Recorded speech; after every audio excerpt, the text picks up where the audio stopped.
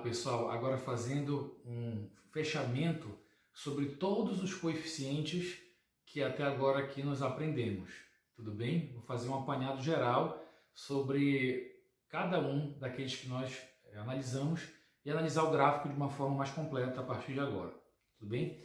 Então, a minha função é ax quadrado mais bx mais c. Eu vou analisar agora passo a passo cada um desses, tudo bem? Então, eu coloquei aqui 2, 4, 6 gráficos que estão dispostos dessa maneira, e aí eu quero fazer uma discussão com vocês agora com relação à questão do valor nulo. Nós já conversamos que o valor A ele pode ser positivo ou negativo. Nós já conversamos que o valor B também pode ser positivo ou pode ser negativo. O valor C, idem, pode ser positivo ou negativo. Agora eu vou fazer uma discussão com vocês com relação ao valor zero. Bom, os coeficientes eles podem assumir valor zero? Nós já vimos que o valor A é o único coeficiente que não pode assumir valor zero em função de ele estar acompanhando o termo x ao quadrado. E por que ele não pode ser zero? Porque se ele o for, nós vamos retirar a parte que caracteriza a função do segundo grau, que é justamente o x ao quadrado. Então, o A é o único coeficiente que não pode, sob hipótese nenhuma, ser zero, porque se assim o for, deixará de ser função do segundo grau. Então, ele pode ser positivo ou negativo apenas. Se for positivo, com cavidade voltada para cima, se for negativo, com cavidade voltada para baixo. Agora, e os outros coeficientes? E o coeficiente B e o coeficiente C, por exemplo? Nós já vimos como é que eles são definidos pela parte positiva e pela parte negativa. Mas eles podem ser zero? Eles podem ser zero. Eles podem ser zero. E aí, como é que a gente vai caracterizar, então, quando for zero? Perceba, eu trouxe aqui para vocês justamente esses gráficos coincidindo com o eixo Y, para poder analisar. Tu já viu que se o gráfico cruzar e a parábola continuar decrescendo, o B vai ser negativo. Se ao contrariamente ele cruzar e a parábola estiver crescendo, o B vai ser positivo. E o que acontece se a parábola cruzar justamente no vértice? Porque no vértice, veja bem, não está nem mais decrescendo e nem mais crescendo. Está no ponto, digamos ali, de mínimo estável. Tudo bem? Então, quando a parábola cruza o eixo Y exatamente no vértice, nós podemos dizer, então, que em todos esses pontos o B vale exatamente zero. Então, acompanhe aqui comigo. Esse gráfico aqui, dessa função em azul, o vértice está coincidindo exatamente com o eixo Y. Então, B que é zero. Esse outro gráfico em vermelho, que tem com cavidade voltada para baixo, também o B é igual a zero, porque o vértice dele está exatamente no ponto que coincide com o eixo Y. O gráfico em azul, que agora está cruzando no vértice e na origem, certo? Porque aqui, esse ponto aqui, do cruzamento entre os dois eixos, é o ponto 0, 0. 0 para x e 0 para y. Mas isso não importa. O que importa é que esse gráfico aqui, ele está cruzando a parábola exatamente no vértice. Então, o B é zero. Para o gráfico vermelho, também o B é igual a zero, porque o cruzamento da parábola com o eixo y está acontecendo exatamente no vértice. Então, o B é zero.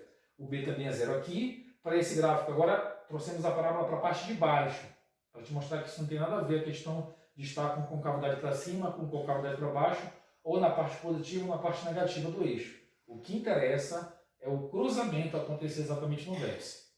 Então, para esse gráfico em azul, o cruzamento está acontecendo também no vértice, o B também é zero, e para esse gráfico em vermelho, também está acontecendo a interseção no vértice. Então, para todos esses gráficos que aí estão, o B vale exatamente zero, pessoal. Exatamente zero.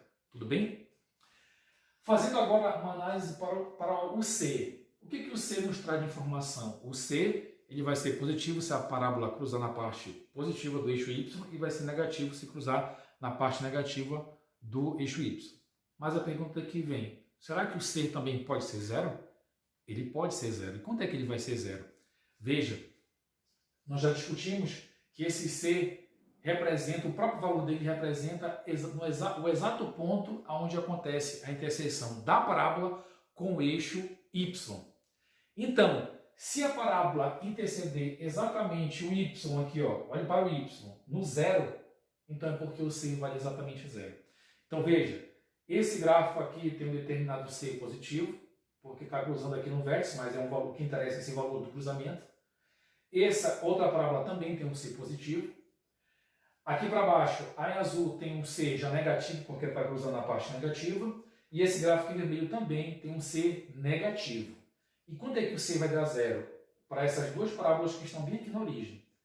Tá certo? O cruzamento dessa parábola está acontecendo exatamente onde o Y vale zero. Y positivo, Y negativo. E bem aqui na origem é exatamente onde o Y vale zero. Então, para essas duas parábolas, tanto em azul quanto em vermelho, o C vale exatamente zero, porque elas estão cruzando o eixo Y no Y igual a zero. Tudo bem?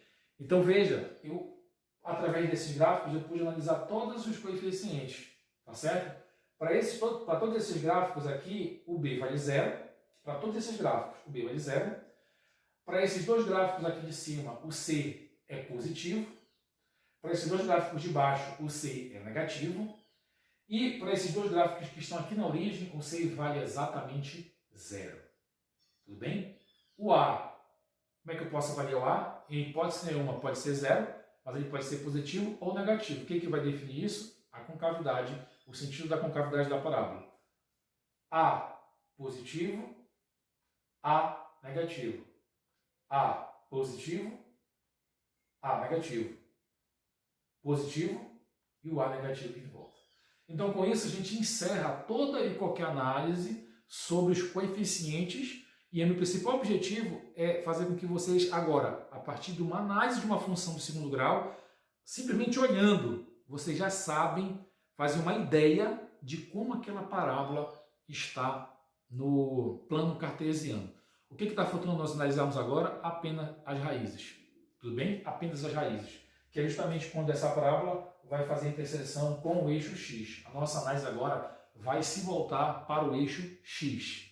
Tudo bem? Que é quando nós analisamos as raízes. Tudo bem? Então vamos lá, pessoal.